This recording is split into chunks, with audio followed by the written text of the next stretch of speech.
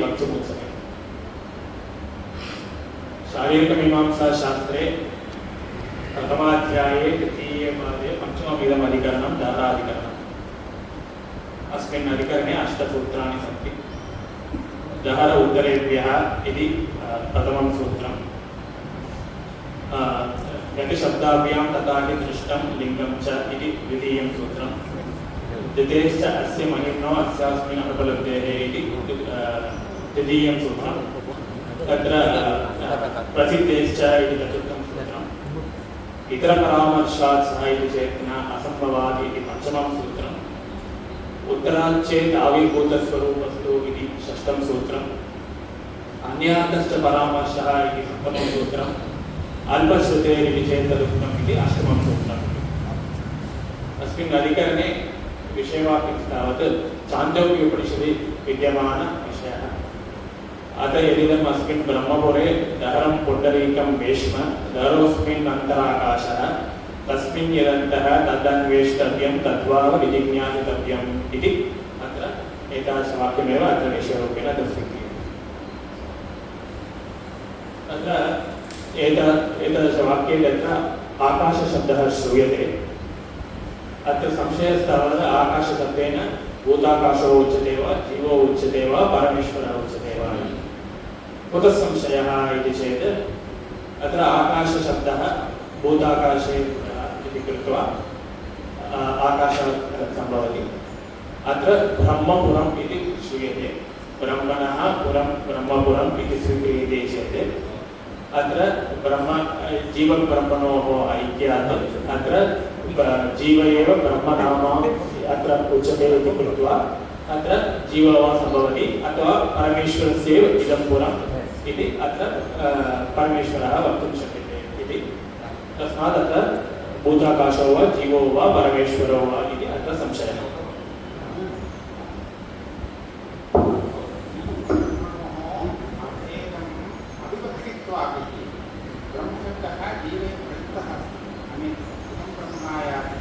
कथं ब्रह्मपुरम् इति भवति? ब्रह्मशब्देन यदा जीवः स्वीक्रियते तदा जीव एव तत्र सन्निहितः स्यात्। जीवकोटे उच्यते। जीवब्रह्मणो ऐक्यं स्वीकृत्य उच्यते तर्हि पूर्वपक्षे विद्यते तत्र अत्र ब्रह्मणः पुरम् इति अङ्गीक्रियते चेत् तत्र जीवविषये एव तत्र समञ्जसं भवति।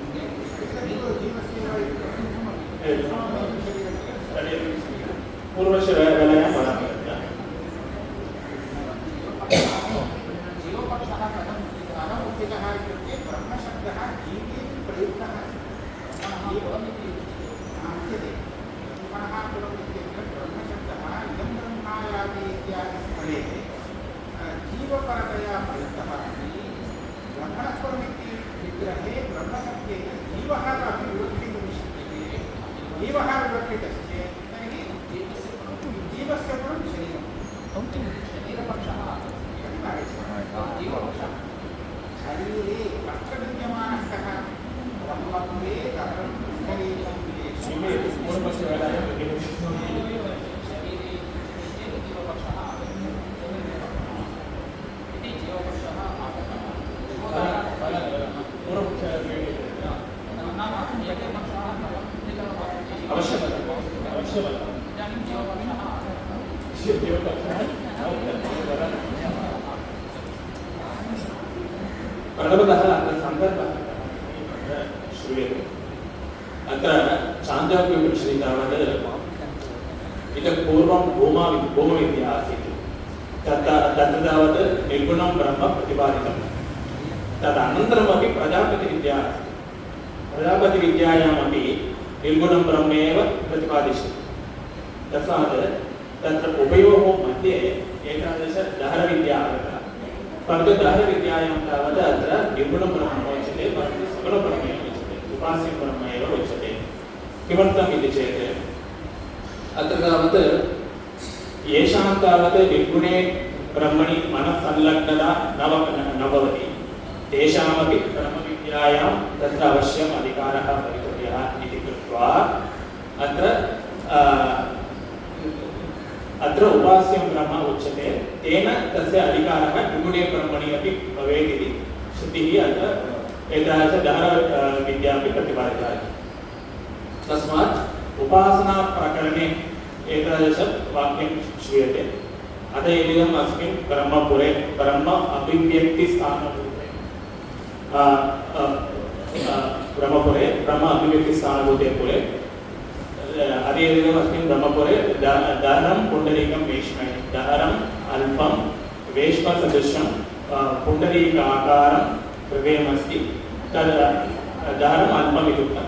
दहरोऽस्मिन् अन्तराकाशः तादृशहृदयस्य अन्तः यः आकाशः अस्ति तस्यापि तत्र अल्पतरः दहरोऽस्मिन् अन्तराकाशः इति तस्मिन् यदन्तः तादृशहृदयपुण्डरीक अन्तः यः आकाशः अस्ति तस्मिन् यदन्तः तद् अन्वेष्टव्यः नाम श्रवणमनादिना अन्वेष्टव्यः इति विजिज्ञासितव्यः इति श्रवणमन निजिज्ञासनमपि तत्र कर्तव्यम् इति एवं श्रवणमन निजिज्ञासना तेन परमेश्वरः ज्ञातव्यः इति तादृशवाक्यस्य अर्थः। तदनन्तरं तथैव यावान् वा अयम् आकाशः तावान् एषो अन्तर्हृदये आकाशः उभयस्मिन् द्यावा पृथिवी उभयस्मिन् द्यावा पृथिवी उभय सूर्याचन्द्रमसौ विद्युन्नक्षत्राणि यच्चैव अस्ति यच्च नास्ति सर्वं तत्र समाहितम् इति सकलस्य द्वैतप्रपञ्चस्य तत्र तदाकाशे समाधानम् उक्तम्। तदनन्तरं पुनः तत्रैव न जनया एतत् जीव्यते न वदेन अन्यते एतत् सत्यं ब्रह्मपुरम् अस्मिन् कामाः समाहिताः एष आत्मा अपहतपाप्मा विजरो विभक्तिः विशोको विजिगित्सो सत्यकामः सत्यसङ्कल्पः इति तत्र उक्तम्। इति अत्र गुणाष्टकम् उक्तं। यत्र गुणाष्टकं दहराकाशे विद्यमानत्वेन उक्तं तत्तु जीवे वा भूताकाशे न सम्भवति इति ज्ञायते। तदनन्तरं तत्रैव गत्वा तदेव आत्मानम् अणुविद्य व्रजन्ति ये सत्यांश्च कामाः ते सर्वेषु लोकेषु अकामचारो भवति एतावत् आत्मानम् अणुविद्य व्रजन्ति ते सर्वेषु लोकेषु कामचारो भवन्ति इति तत्र केवलं सङ्कल्पमात्रेण मन अभिष्टानि सर्वाणि फलानि अपि ज्ञानोपासकानां भविष्यति इति प्रतिपादितम्। अन्ते गत्वा शतं च एका च हृदयस्य नाड्यः तासां मूर्धानाम् अभिनस्सतैका तयोरूर्ध्वमान् अमृतत्वमेति इति गहरोपासकानां तावत् हिरण्यगर्भलोकप्राप्तिः तेन तत्र मोक्षः इत्यादि रीत्या तत्र एवं रीत्या अत्र सङ्कल्पः अत्र अधुना उच्यते पूर्वपक्षः। अत्र यत् आकाशशब्दः श्रूयते दहराकाशः इति तत् जीवः एव वक्तुं शक्यते। कुतः इति चेत् अत्र आकाशशब्दः अत्र भूताकाशे रूढः इति। यद्यपि इतः पूर्वमेव आकाशस्थलिङ्गात् इत्यत्र आकाशशब्दः ब्रह्मणि अपि प्रयोगः दृश्यते परन्तु तत्र तावत् उपक्रम उपसंहार बहुभिः लिङ्गैः तत्र तावत् शुद्धं ब्रह्म इति प्रतिपादितं परन्तु अत्र तावत् उपक्रमः नास्ति केवलम् उपसंहारः अस्ति। उपसंहारे एष आत्मा अपारमात्मा इत्यादि लिङ्गानि उक्तं तद् यथा कथञ्चित् जीवे वा अथवा भूताकाशः एव वक्तुं शक्यते इति तत्र पूर्वपक्षे उक्तम्। अपि च यद् उपमान उपमेयभावः उक्तः तत् तावत् उपाधिवशात् वक्तुं शक्यते। अष्टमाध्यायस्य आरम्भे एव अतः एतदस्मिन् ब्रह्मपुरे इति दहरविद्या उक्ता। ब्रह्मपुरे इति अस्ति परन्तु तत् उच्यते परन्तु इतः पूर्वसन्दर्भः नास्ति। एतादृशवाक्ये अस्ति परन्तु इतः पूर्वं तादृशलिङ्गानि किमपि नोक्तानि सन्दर्भः इदानीं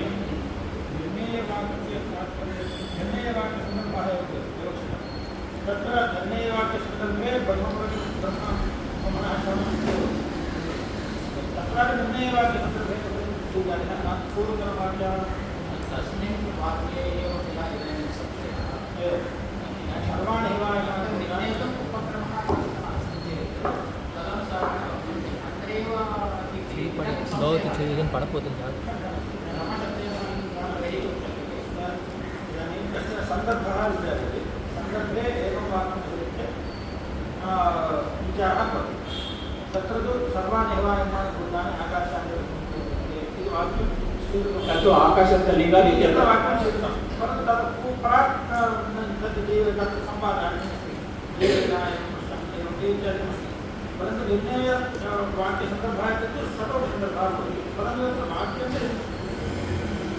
एवं प्रकृतेपि अत्रापि गहविद्या इत्युक्तौ सर्वोपि वाक्यसन्दर्भः अत्र स्वीकर्तव्यः भवति तत्र एवं वाक्यं स्वीकृत्य इदानीं तस्मिन् यन्तः तदपेक्षितं तद्वाविज्ञानं एवञ्च आकाशशब्दः अत्रापि मध्ये एव अस्ति तादृशवाक्यमध्ये अस्ति मध्ये अस्ति एवञ्च अनयोः को भेदः तत्तु प्रकरणमध्ये अस्ति इतः पूर्वं बहूनि वाक्यानि सन्ति तत् तादृशप्रकरणमेव ब्रह्मप्रकरणम् इति व्यतिकल्पः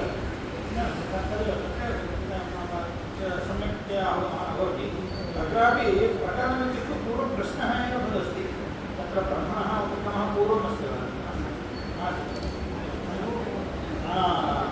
महिलाबहुः आरम्भः भवति एवञ्च उद्गीतरीत्या मध्ये एवं वाक्यमागतम् इदानीम् अस्मिन् वाक्ये आकाशशब्देन किं गृह्यते इति संशयः समागतः एवञ्च प्रकरणमित्युक्तौ अन्यत् किमपि नास्ति केवलं सन्दर्भः एव अस्ति पूर्वतनसन्दर्भः एव अत्र तु अध्यायारम्भः इत्युक्तौ सन्दर्भः परन्तु अथ ब्रह्मपुरे इत्यादिना ब्रह्मणोपि ब्रह्मपुरम् इत्येतत् ब्रह्मशब्दः अस्ति इति कृत्वा तदेव उपक्रमः इति स्वीक्रियते भवति प्रश्नः परन्तु तादृशं ब्रह्मपुरमपि भूताकाशरूपेण वक्तुं शक्यते ब्रह्मणः पुरं ब्रह्मपुरं तत्तु जीवस्यैव इदं पुरम् इति तत्र हृदयः अस्ति हृदये आकाशः अस्ति तादृश आकाशः भूताकाशः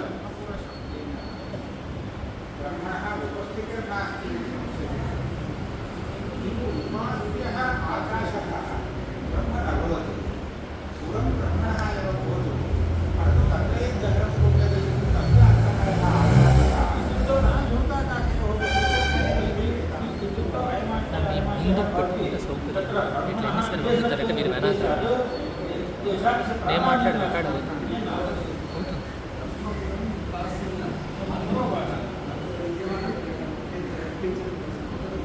यद्यपि ब्रह्मणः निर्देशः वर्तते अतः प्रधानेन ब्रह्मपुरनिर्देशः इत्येव तत्र तत् भूताकाशेन अपि वक्तुं शक्यते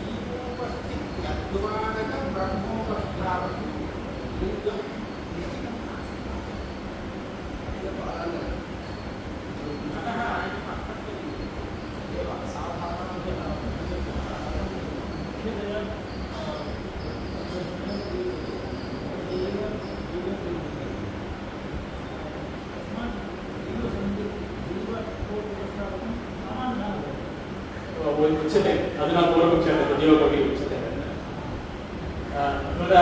भूताकाशस्य उपमान उपमेयभावः श्रूयते तत्तावत् अन्तः विद्यमान आकाशः बहिः विद्यमान आकाशः तेषां तावत् उपमान उपमेयभावः सम्पत्ति उपाधिवशात् भेदः इति तत्र भूताकाशपक्षः उच्यते।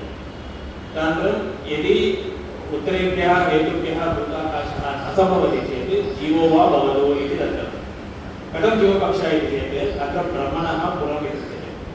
ब्रह्मणस्य तावत् शरीरेण साकं तत्र स्वस्वामिभावः यथा कदाचित् वक्तुं शक्यते, परन्तु जीवस्य तावत् अवश्यं वक्तुं शक्यते स्वकर्मणा उपाचितत्वात् इति। तस्मात् तादृश ब्रह्मपुरम् इति यदि शरीरम् उच्यते चेत् तादृशशरीरस्य स्वामी तावत् जीवः एव, तस्मात् ब्रह्मणः पुरम् इति चेत् जीवस्यैव पुरम् इति तत्र जीवपक्षः अङ्गीक्रियते। अपि च अत्र तस्मात् ब्रह्मणः पुरं ब्रह्मपुरम् एतत् जीवः इति उच्यते। अपि च अत्र आराग्र उपनिषत्वात् जीवस्य तावत् अल्पत्वं वक्तुं शक्यते, सर्वगतस्य परमेश्वरस्य तत्र अल्पत्वं न वक्तुं शक्यते इति अत्र जीवपक्षः एवम् अत्र प्रतिपादितः भवति। आराग्र नाम तत्र अल्पत्वं तत्र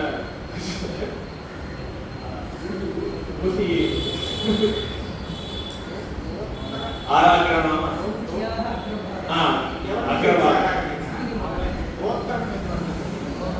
शकटे अश्वादीनां परिवर्तादीनां गोत्रस्य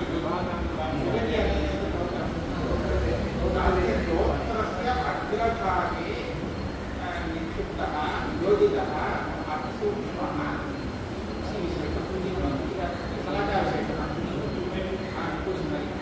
तदा एवं करोति तदा शरीरस्य अन्तः गत्वा आगच्छति सूचिता न ज्ञायते, परन्तु पशुभिः अदेव दर्शनमात्रेण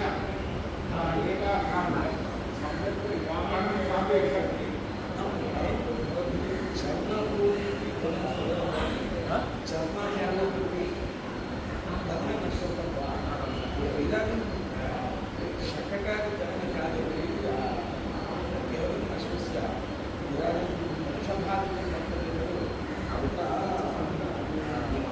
अन्ते कश्चन कण्टकमपि किमपि अयोग्यं भवति, एवं करोति सः। तत्र करणेन तस्य अति वेगेन रज्जुरपि भवति, इदानीं आराग्रम् इत्यस्य तु आराग्रशब्देन विवक्षितः अर्थस्तु कठोपनिषदपि बुद्धिस्तु सारथिमिति मनः प्रग्रहमेव च इति। गोत्राग्ररोध अयश्शलाकाशेषः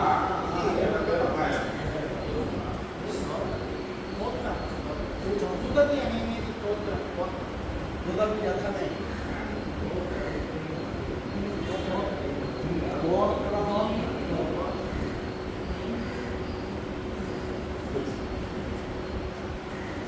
तस्मात् अत्र भूताकाशो वा भवतु जीवो वा भवतु इति अत्र पूर्वपक्षः जातः। एवं प्राप्ते तत्र भवान् सूत्रकारः वदति नहर उत्तरेभ्यः इति। उत्तरेभ्यः भूताकाशः तत्र आकाशशब्दः भूताकाशशब्दः ब्रह्मपुरे इति ब्रह्मणः पुरं जीवपुरम् इति भवति। तत्र जीवपुरे पुरे आकाशः ईशादृश आकाशः भूताकाशः, शरीरे विद्यमानः आकाशः भूताकाशः। यावान्वायमाकाशः यावान्योत्तरकर्या तदेव तत्र उपमानरूपेयभावः तावत् अत्र उपाधिवशात् भेदः वक्तुं शक्यते। अन्तः विद्यमानः आकाशः बहिः विद्यमानः आकाशः उभौ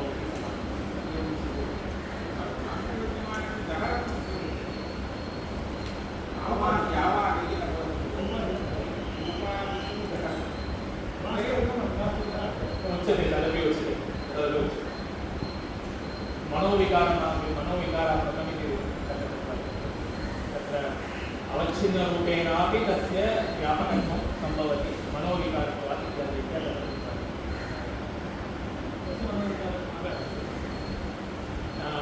तत्र द्यावापृथिव्यादीनां समाधानम् एव तत्र द्यावापृथिव्यादीनां समाधानं कृत्वा, परन्तु तत्र यावान् वायम् आकाशः तावान् ईश्वरस्य आकाशः इति नाम तत्रापि द्यावापृथिव्यादीनाम् अस्ति अत्रापि अस्ति इत्यादि रीत्या कथम् अत्र वक्तुं शक्यते सूक्ष्मरूपेण द्यावापृथिव्यादीनां सम्भवः उच्यते वा इति चेत् एवं रीत्या नास्ति परन्तु अत्र मनोविकारत्वेन तत्र यथा स्वप्ने आगच्छति स्वप्नवति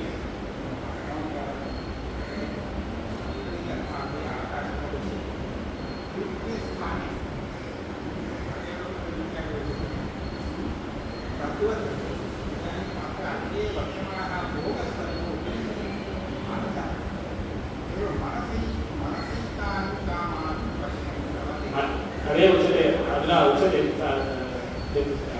सिद्धान्तपक्षे उच्यते तत्र मनसेव एतां कामां पश्यन् रमते इति अत्र श्रुतिः अस्ति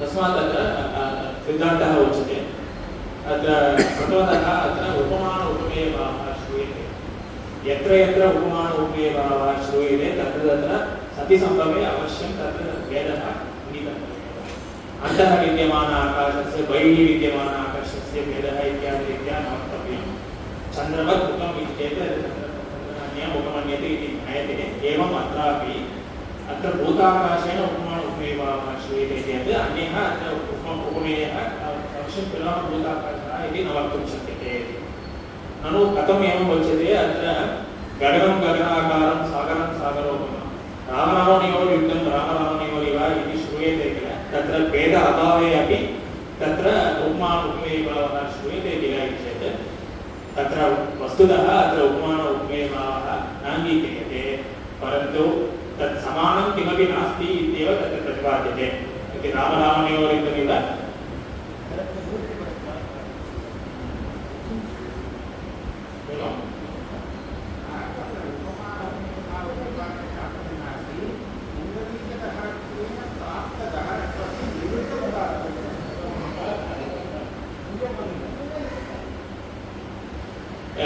एवं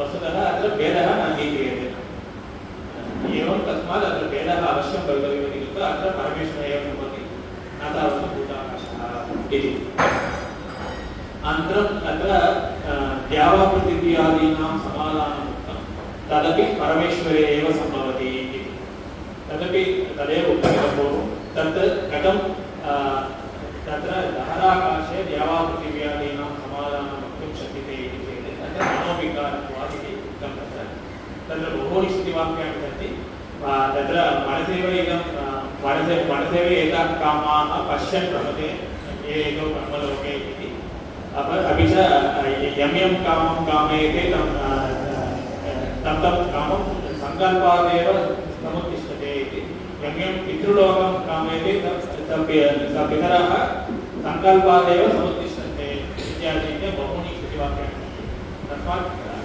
दहरोपासकस्य तावत् एतादृशद्यावापृथिव्यादीनां समाधानात् मनोविकारत्वेन सङ्कल्पमात्रेण भविष्यति इति अत्र एवं तस्मादपि दहरोपासकानां तत्र परमेश्वरस्य उपासना तत्र सम्भवति न तावत् भूताकाशस्य वा जीवस्य वा तदनन्तरम् एष आत्मा अपातवात्मा विजनो मृत्युः विशोको विजिगित्सो अपिभासः सत्यकामः सत्यसङ्कल्पः इत्यादि गुणाष्टकम् उक्तं तत्र तादृशगुणाष्टकं तावत् च परमेश्वरे एव सम्भवति न तावत् भूताकाशे वा जीवे वा भूताकाशे आत्मशब्दानि प्रयोक्तुं शक्यते अपघातपारमत्वादि तावत् जीवे कथञ्चिदपि वक्तुं शक्यते एवमपि अत्र परमेश्वरः एव उच्यते तदनन्तरं तद्ये इह कर्मचितो लोकः क्षीयते एवमेव अमुत्र पुण्यचितो लोकः क्षीयते इति कर्मणां तावत् अनित्यफलम्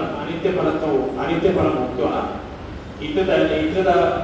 अस्मिन् पक्षे तावत् तद्ये इह आत्मानम् अनुविद्य व्रजन्ति एतत् सत्यान् कामान् ते सर्वेषु लोकेषु कामचोरो भवति इति अत्यन्तम् उन्नतफलम् उक्तं तद् उन्नतफलं तावत् परमेश्वरविषये एव सम्भवति अत्र पुनः अत्र किञ्चित् उच्यते अत्र संशयः तत्र इतः पूर्वमेव आकाशवत् सर्वगतः इति श्रूयते तत्र तावत् भूताकाश सादृश्यं ब्रह्मणः तत्रैव प्रतिपादितं यथा भूताकाशवत् व्यापकत्वं ब्रह्मणि अस्ति इति तत्रैव ज्ञायते पुनः अत्र यावान् वा अयम् आकाशः तावान् येषु अन्तर्गते आकाशः तस्मात् तत्र आकाशवत् सर्वगतः इति तेन वाक्येनैव तत्र आकाशशब्दः ब्रह्मणि गौणेन प्रयोगः वक्तुं शक्यते इति ज्ञायते पुनः अत्र यावान् वा अयम् आकाशः इति उच्यते चेत्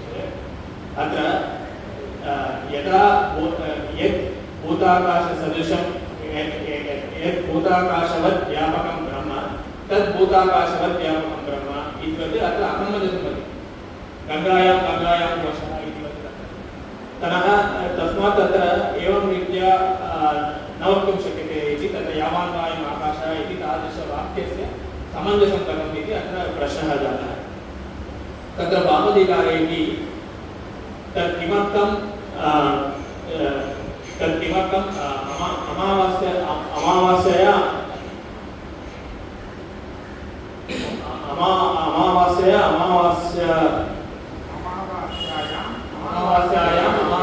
यजेत पौर्णमास्यां पौर्णमास्यया यजेत इति वाक्यद्वयस्य प्रयोजनं किम् इति तत्र प्रश्नः कृत्वा तत्र दर्शपूर्णमासाभ्यां स्वर्गकामो यजेत इति वाक्येन तदेव अत्र श्रूयते चेत् वस्तुतः तादृशषण्णामपि यागानाम् एकफलत्वात् तत्र वास्तविकेन प्रयोगः कथं भवति इति चेत् अत्र पूर्वप्रयोगः यदस्ति तत् कृत्वा तदनन्तरं त्रीणि यागानि त्रीणि अमावास्यायां विद्यमानत्वे यागत्रयं कृत्वा पौर्णमास्यायां विद्यमानयागं सेलेक्ट् कृत्वा तदनन्तरम् अन्ते गत्वा तत्र उत्तरप्रयोगः क्रियते षण्णामपि यागानाम् एकप्रयोगसत्त्वे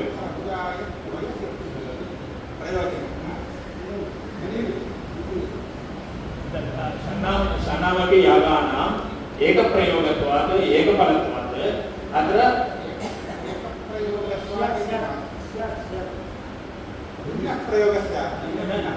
तत्र पूर्वं यदि एतद् वाक्यं नास्ति चेत् एवं रीत्या भवति यदि अमावास्यां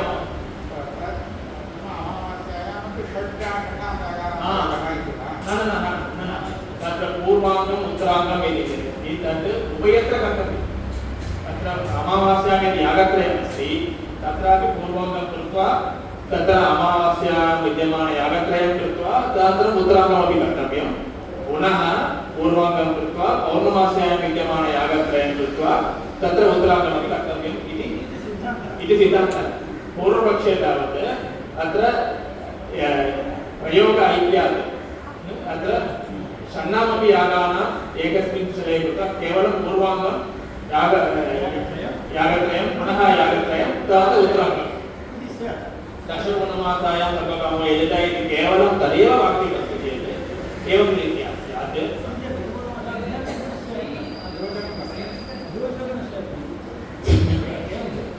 दशपूर्णमासे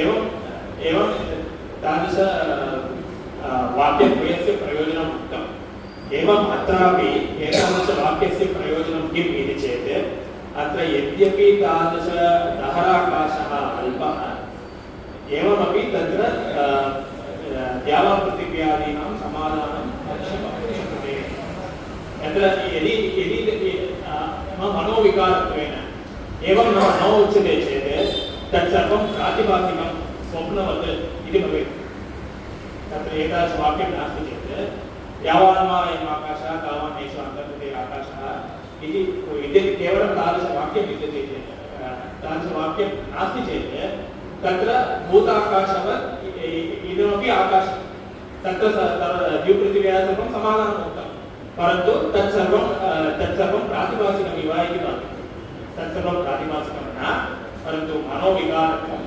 एतादृशदहरोपासनया तावत् तादृशफलम् अवश्यं भवति मनोविकारत्वम् इति वस्तु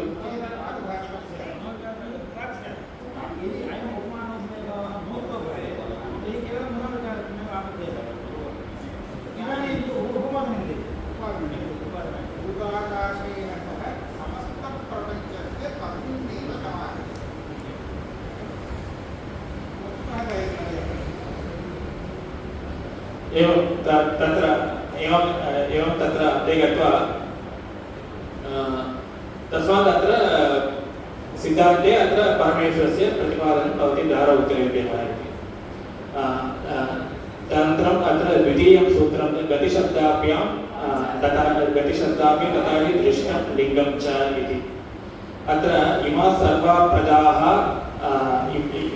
आहारः गच्छन् एतत् ब्रह्मलोकं न विन्दन्ति इति अत्र श्रुतिवाक्यमस्ति अत्र इमा सर्वा प्रजाः आहारः गच्छन् इति आहारः गच्छन्तं श्रूयते तत् तादृश ब्रह्मलोकं तावत् न तावत् हिरण्यगर्भलोकं परन्तु तादृश शुद्धब्रह्मलोकम् इति ब्रह्मणः साकम् ऐक्यम् इत्येव अत्र प्रतिपाद्यते सदा सौम्य तदा सम्पन्नो भवति इति एतादृश श्रुतिवाक्यानि अपि अस्ति गतिशब्दाभ्याम् इति शब्दाभ्याम् तादृशं तथा हि दृष्टं लिङ्गं गतिशब्दाभ्यां तथा हि दृष्टम् इति लिङ्गं च इति गतिशब्दं तथा दृष्टम् इति अत्र श्रुतिवाक्यमपि अस्ति इति अत्र लिङ्गं किम् इति चेत् आहारः इति अस्ति आहारः अत्र हिरण्यगर्भलोकगमनं न सम्भवति तस्मात् अत्र ब्रह्मणः साकं तत्र तत्सदृशं सुषुप्तिवेलायां तत्र ऐक्यम् एव तत्र प्रतिपाद्यते इति तत्र लिङ्गम् इति अत्र च इति अस्ति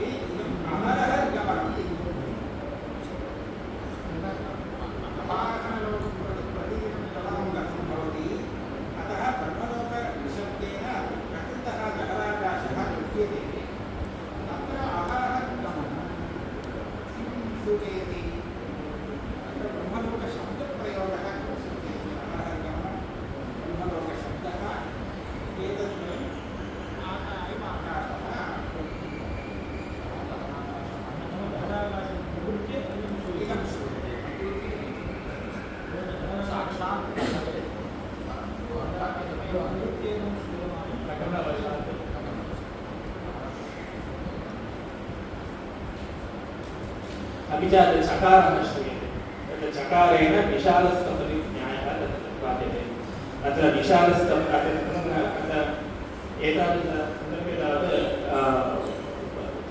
ब्रह्मणः पुनः इति प्रतिपादितं तत्सन्दर्भे तावत् भूताकाशो वा जीवो वा भवति ब्रह्मणः भवति इति उक्तं तदेव अत्र उच्यते न तावत् ब्रह्मणः पुरम् इति अत्र उच्यते ब्रह्मैव पुरं ब्रह्मपुरम् इति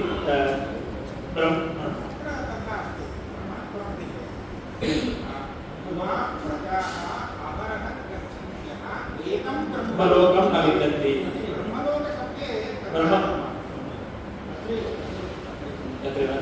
तस्मात् अत्र कर्माधारे स्वीक्रियते वा षष्ठीभक्तिः स्वीक्रियते वा इति ब्रह्मलोकं वा ब्रह्मणः लोकं ब्रह्मलोकं वा इति अत्र निषादस्तपति इत्यत्र निषादस्य स्तपति वा अथवा निषादस्थस्तपतिश्च वा इति अत्र सन्देहः अत्र पूर्वपक्षे निषादस्य स्थपतिः इति वक्तव्यः। किमर्थं चेत् निषादस्य तावत् त्रैवर्णिकानाम् अन्यत्वात् तस्य तावत् यागे अधिकारः नास्ति। तस्मात् तत्र तस्मिन् विषये तावत् तत्र यागः विधीयते तथा अत्र न वक्तुं शक्यते। तस्मात् निषादस्य स्थपतिः त्रैवर्णिकानाम् अधिगमः न तावत् निषादः, तस्य तावत् यागे अधिकारः अस्तु नाम एवं निषादस्य स्थपतिः इति अङ्गीक्रियते। परन्तु सिद्धान्ते तावत् तादृशरीत्या अत्र उच्यते चेत् अत्र गौणीप्रयोगः भवति। अत्र निषादस्य च स्थपतेः च सम्बन्धः अस्ति तत् तावत् अधिकेन अत्र अङ्गीकर्तव्यः भवति। तस्मात् एवं रीत्या न वक्तुं शक्यते तादृशस्थपतिः अपि निषादः एव इति उक्त्वा अत्र केवलं तादृशरौद्रीयागे एव निषादस्यापि अधिकारः अस्तु इति अत्र अङ्गीकृत्वा निषादश्च स्थपति च निषादस्थपतिः इति तत्र कर्मधारेण अङ्गीकृतम्। एवम् अत्रापि कर्मधार सतिसम्भवे षष्ठीतत्पुरुषस्य अपि जायां तावत् अत्र कर्मधारः एव अस्ति इति कृत्वा एवम् अत्रापि कर्मधारः एव अङ्गीक्रियते। ब्रह्मैव लोकं ब्रह्मलोकम् इति न तावत् ब्रह्मणः लोकम् इति। तस्मात् प्रतिशब्दाभ्यां तदापि दृष्टं लिङ्गं च इति अत्र हेतुत्रयम् उक्तम् इति। तदनन्तरं द्वितीयष्टमहिम्नो अस्य अस्मिन् उपलब्धेः इति। अस्य परमेश्वरस्य धृतिः अस्मिन् वाक्ये उपलब्धेः इति तत्र प्रतिपादितवत्। अदेशो आत्मा स सेतुः विद्युतिः येषां लोकानाम् असम्भेदायाः इति अत्र श्रुतिवाक्यमपि श्रूयते इति कृत्वा तादृशश्रेष्ठमहिमा तावत् परमेश्वरस्य एव सम्भवति, न तावत् जीवस्य वा भूताकाशस्य वा इति।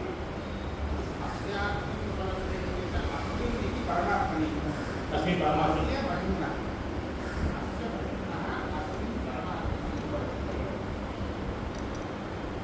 तदनन्तरं प्रसिद्धेश्च इति। यद्यपि आकाशशब्दः भूताकाशे रूढः इति उच्यते, परन्तु आकाशशब्दे श्रुतिप्रसिद्धः अस्ति परमेश्वरे तावत्।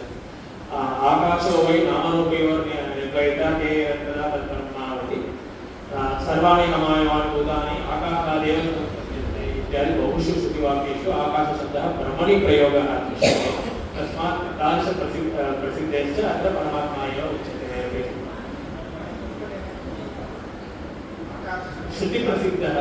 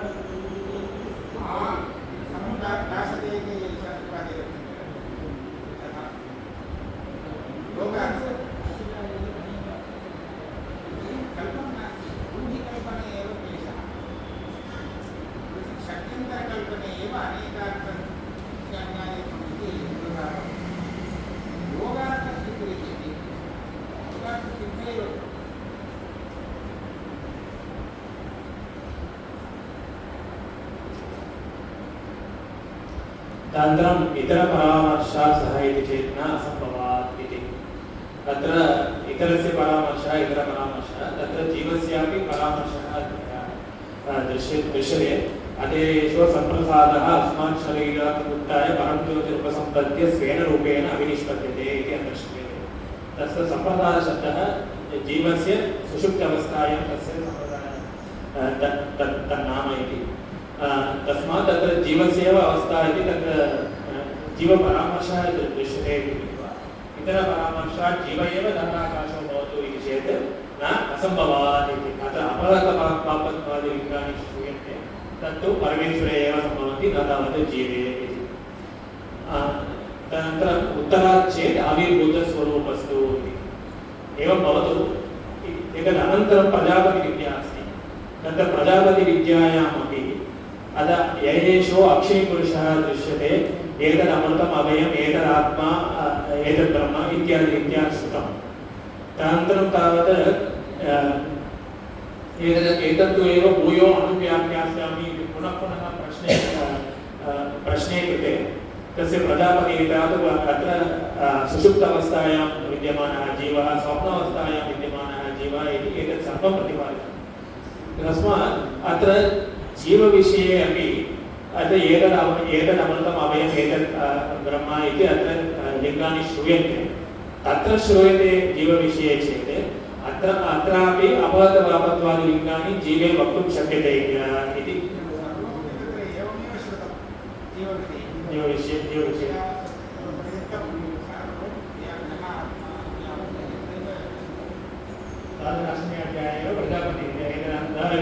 प्रजापतिविद्यायां तस्मात् अत्र जीवो भवतु नाम इति चेत् उत्तरात् चेत् आविर्भूतस्वरूपस्तु इति। तत्र जीवस्य पारमार्थिकं स्वरूपं स्वीकृत्य एतत् सर्वं प्रतिपादितं।